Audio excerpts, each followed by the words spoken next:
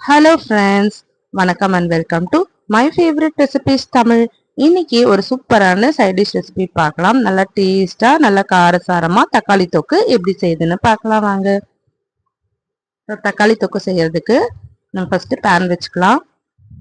அதில் ஒரு 3 table spoon எண்ணெய் ஊற்றிக்கோங்க. எண்ணெய் நல்லா சூடான அப்புறமா 1 டேபிள் ஸ்பூன் கடுகு சேர்த்துக்கோங்க. 1 டேபிள் ஸ்பூன் உளுத்தம்பருப்பு சேர்த்துக்கோங்க. கடுகு உளுத்தம்பருப்பு போட்டு தாளிச்சிட்டு நம்ம வெங்காயம் சேர்த்துக்கலாம். நான் இன்னைக்கு 2 மீடியம் சைஸ் வெங்காயம், அதாவது 200 கிராம் வெங்காயம் பொடியாக அரிஞ்சு வச்சிருக்கேன். வெங்காயம் சேர்த்துக்கலாம். வெங்காயம் சேர்த்துட்டு இது நல்லா வதங்கட்டும்.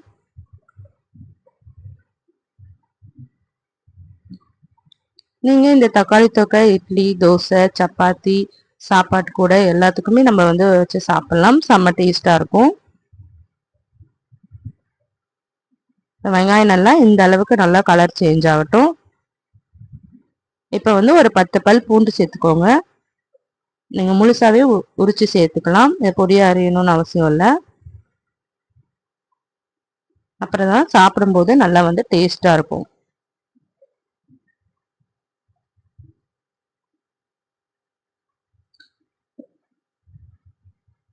இப்போ ஒரு கொத்து கருவேப்பிலை சேர்த்துக்கலாம்.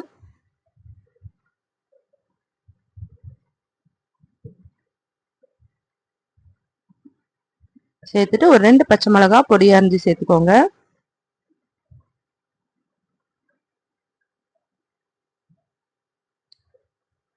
இப்போ நான் ஒரு 1/4 கிலோ தக்காளி பொடியா அரிஞ்சு வச்சிருக்கேன்.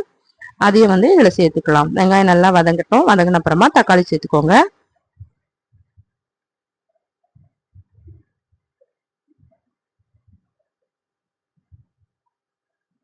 தக்காளி சேர்த்துட்டு இதை நல்லா நம்ம வதக்கி விட்டுக்கலாம்.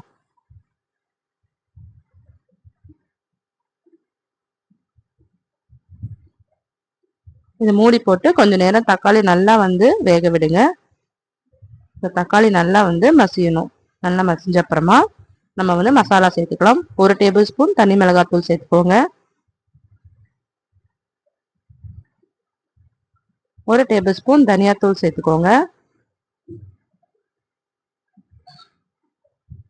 ஒரு 1/2 டேபிள் ஸ்பூன் மஞ்சத்தூள் சேர்த்துக்கோங்க. ஒரு 1/2 டேபிள் ஸ்பூன் ஜீரகத்தூள் சேர்த்துக்கோங்க. சேர்த்துட்டு இதுக்கு தேவையான உப்பு சேர்த்துட்டு இதை நல்லா நம்ம எண்ணெயிலேயே வதக்கி விட்டுக்கலாம்.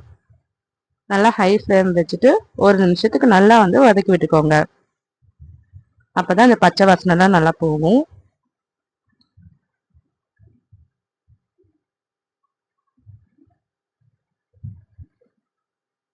இது நல்லா வதக்கி விட்டுட்டு நம்ம கொஞ்சமா தண்ணி விட்டுக்கலாம். நம்ம தொக்கு தான் செய்ய போறோம். ஸோ குழம்பு மாதிரி தேவையில்லை. கொஞ்சமா தண்ணி விட்டுக்கோங்க. தண்ணி விட்டுட்டு இதை லோ ஃப்ளேம்ல வச்சிருங்க. இது ஒரு 10 நிமிஷத்துக்கு நல்லா எண்ணெய் பிரியிற அளவுக்கு நல்லா வேகட்டும்.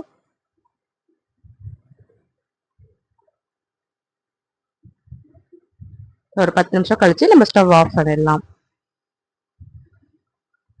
ஸோ அவ்வளோதாங்க, சூப்பரான தக்காளி தொக்கை ரெடி ஆயிடுச்சு. இப்போ நம்ம ஸ்டவ் ஆஃப் பண்ணிடலாம். இது நீங்கள் சப்பாத்தி கூட வச்சு சாப்பிடலாம். இட்லி, தோசை, சாப்பாடு கூட வச்சு சாப்பிடலாம். செம்ம டேஸ்டாக இருக்கும். ஸோ நீங்களும் இதை ட்ரை பண்ணி பாருங்கள்.